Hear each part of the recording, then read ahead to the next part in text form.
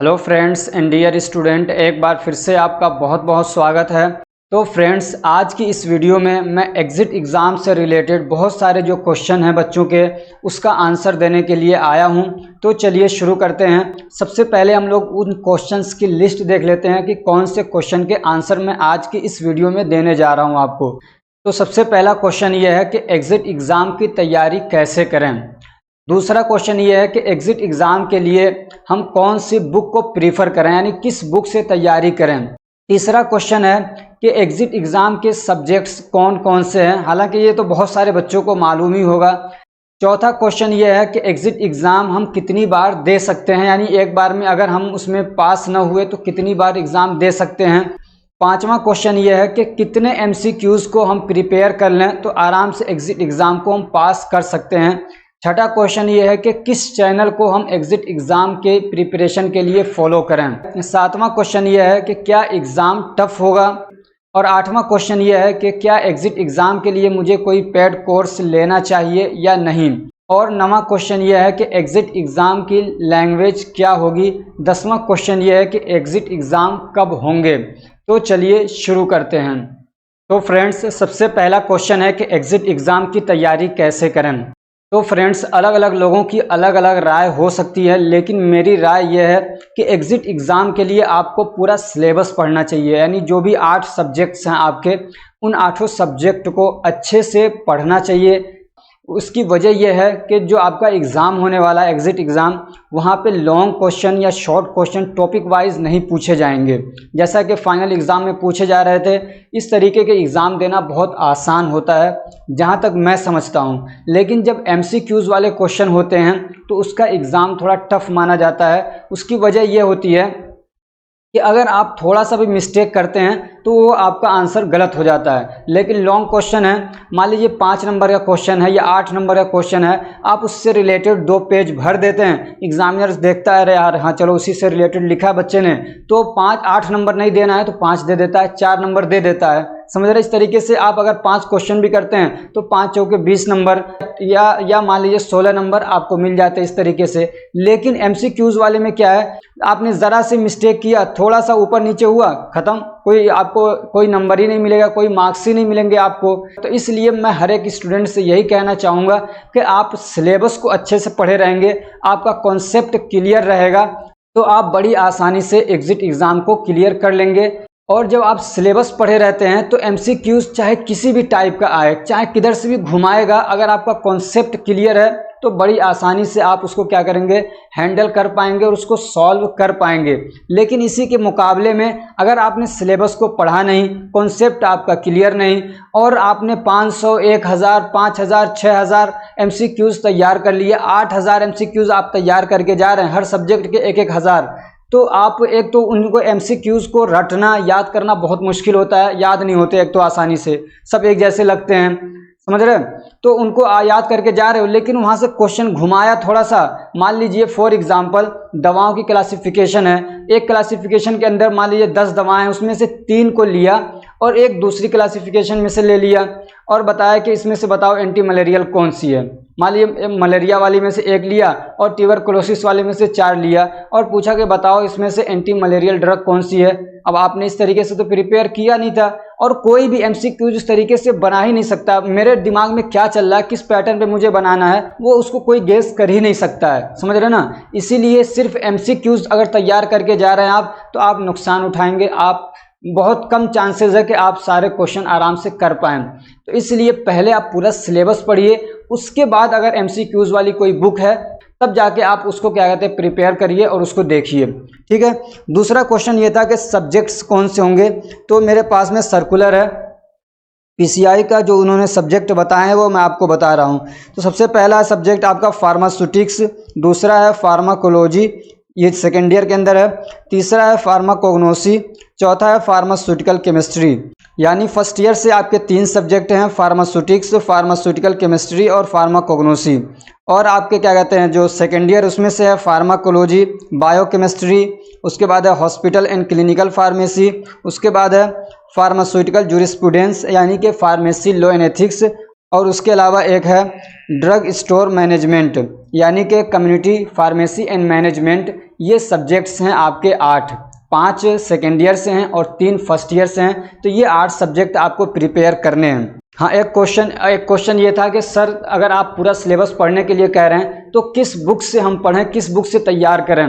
तो मैं ये कहूँगा कि जिस बुक से आपने अपनी फाइनल एग्ज़ाम की तैयारी की थी, जिस पीडीएफ से आपने फाइनल एग्ज़ाम की तैयारी की है, उसी पीडीएफ को आप अच्छे से, उसी बुक को आप अच्छे से पढ़िए। या अगर सिर्फ वीडियोस देख के आपने तैयारी की है तो उन वीडियोस की पीडीएफ ले लीजिए या उन वीडियोस को अच्छे से देखिए, नोट्स बनाइए। और अगर आप वाकई में बुक लेना ही चाहते हैं तो मैं कहूँगा निराली पब्लिकेशन की बुक्स आती हैं, आप उनको ले लीजिए। अब पता नहीं ये इस तरीके से सेट बना के देंगे कि नहीं देंगे, मुझे नहीं मालूम है। मुझे नहीं मालूम है कि इन 8 सब्जेक्ट की वो आपको सेट बना के देंगे, या हो सकता है आप अलग अलग इनको जाके बाय कर सकते हैं, ऑनलाइन भी बिकती हैं। उसके अलावा अगर आप पूछेंगे कि कौन सी बुक हमको प्रीफर करना चाहिए, तो बुक्स बहुत सारी हैं, लेकिन अगर आपकी इंग्लिश थोड़ी वीक है तो आप बाइलिंगुअल वाली ले लीजिए। जैसे कि क्या कहते हैं, ठाकुर पब्लिकेशन की आती है, बहुत अच्छी नहीं है बुक, लेकिन चूंकि इसमें साथ में हिंदी मिक्स करके ये लोग देते हैं। बस बहुत ज़्यादा बुक के बारे में बता दूंगा, आप भी कंफ्यूज रहेंगे कि ये लें वो लें, ये लें वो लें, तो टाइम बर्बाद करेंगे, कोई से भी नहीं ले पाएंगे। अब चौथा क्वेश्चन था कि एग्जिट एग्ज़ाम कितनी बार दे सकते हैं। तो जब तक आप एग्जिट एग्ज़ाम पास न कर लें तब तक आप दे सकते हैं, उसकी कोई लिमिट नहीं है, समझ रहे हैं ना। आप क्या कहते हैं, अनलिमिटेड टाइम उसको एग्ज़ाम दे सकते हैं। लेकिन मैं तो यही कहूँगा कि पहली बार ही मेहनत करिए, समझ रहे हैं, और एग्जिट एग्ज़ाम को क्या कहते हैं आसानी से पास आउट कर लीजिए। इसी के साथ में क्वेश्चन था कि ये जो क्या कहते हैं एग्जिट एग्ज़ाम मुश्किल होगा या आसान होगा, टफ होगा? नहीं, बिल्कुल भी टफ नहीं होगा, पैनिक होने की बिल्कुल भी ज़रूरत नहीं है, बहुत आसान आएगा। अब एक क्वेश्चन ये आता है कि कितने एमसीक्यूज़ को प्रिपेयर करें कि आराम से हम पास हो जाएं। तो ऐसी कोई प्रेडिक्शन कर नहीं सकते हैं कि कितना आप करेंगे तो उससे पास हो जाएंगे। मैं तो ये कहूँगा कि सिलेबस को अच्छे से प्रिपेयर करिए। अगला क्वेश्चन ये है कि किस चैनल को फॉलो करें जिससे हम क्या एग्जिट एग्ज़ाम को पास कर लें।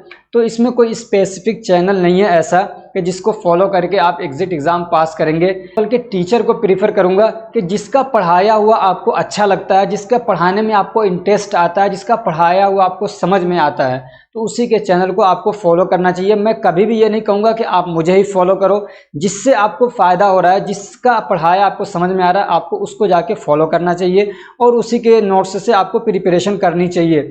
एक क्वेश्चन ये पूछा जाता है सर कि क्या हम कोई पेड कोर्स ले लें इसमें। आपको पेड कोर्स लेने की कोई ज़रूरत नहीं है। क्या बहुत सारे चैनल्स हैं जहाँ पे सेकेंड ईयर के इन सारे सब्जेक्ट्स को जो एग्जिट एग्ज़ाम में आने वाले हैं पढ़ाया गया है, आप उनको प्रिपेयर करिए। एक चीज़ और ध्यान दीजिएगा कि कोई ज़रूरी नहीं कि आप ये सारे सब्जेक्ट किसी एक ही टीचर से पढ़ें, आप अलग अलग टीचर से पढ़ सकते हैं। इसलिए कि किसी टीचर को किसी सब्जेक्ट में एक्सपर्टीज़ होती है, वो उसका एक्सपर्ट है, तो आप उसको जिसमें देखिए कि वो मतलब उस सब्जेक्ट को ज़्यादा अच्छा से पढ़ा रहा है, तो आपको उससे वाला सब्जेक्ट पढ़ना चाहिए। ये नहीं कि आप मुझसे केमिस्ट्री पढ़ रहे हैं तो आप मुझसे क्या कहते हैं HAP भी पढ़ें, आप मुझसे फार्मेसी लॉ एंड एथिक्स भी पढ़ें। मैं कभी नहीं कहूँगा कि जो टीचर जिस सब्जेक्ट को ज़्यादा अच्छा पढ़ा लेता है, जिसमें आपको ज़्यादा अच्छे से समझ में आता है, जिस टीचर का पढ़ाया हुआ, उससे आपको जाके पढ़ना चाहिए। एक क्वेश्चन ये है कि एग्जिट एग्ज़ाम कब होंगे।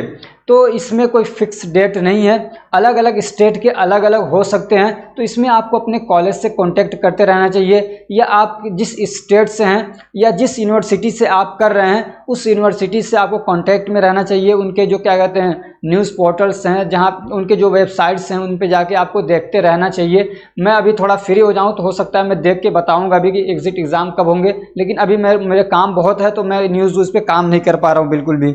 अब एक चीज़ यहाँ पे ये है कि आप अगर बुक्स लेने जाते हैं ये 8 सब्जेक्ट की, तो कम से कम कुछ नहीं तो 1600 रुपये आपको देने पड़ेंगे। कितने? कम से कम, जैसे कि टीपी की आप लेने जाएंगे तो कम से कम 1600 या 1500 आपको पड़ जाएंगे। ऐसे ही निराली पब्लिकेशन जो मैंने बताया उसकी भी तकरीबन इतनी ही पड़ जाएंगी। तो फ्रेंड्स, अगर आपको सस्ते में काम चलाना है तो आप मेरे नोट्स से भी प्रिपरेशन कर सकते हैं। और इन PDF की खास बात यह है कि इनकी सारी PDF की वीडियोस बनी हुई हैं। अगर आपको कहीं पे भी कोई कॉन्सेप्ट समझ में नहीं आ रहा, आप जाके YouTube पे क्लिक करके देख सकते हैं। सबकी प्लेलिस्ट बनी हुई है, सबकी वीडियोस अवेलेबल हैं। बाकी जो बुक्स हैं उनकी वीडियोस आपको नहीं मिलेंगी। आप पढ़ रहे हैं, समझ में नहीं आया तो आप परेशान हो जाते हैं। तो अगर आपको मेरे नोट्स चाहिए तो मैं आपसे 1000, 1500, 800 नहीं, बल्कि सिर्फ 80 रुपये कह रहा हूँ। एक सब्जेक्ट का सिर्फ 10 रुपया, कोई बहुत ज़्यादा नहीं है। इतने में तो कमला पसंद भी शायद नहीं आता होगा, जो बहुत सारे लोग खाते हैं, मुझे तो मालूम भी नहीं है।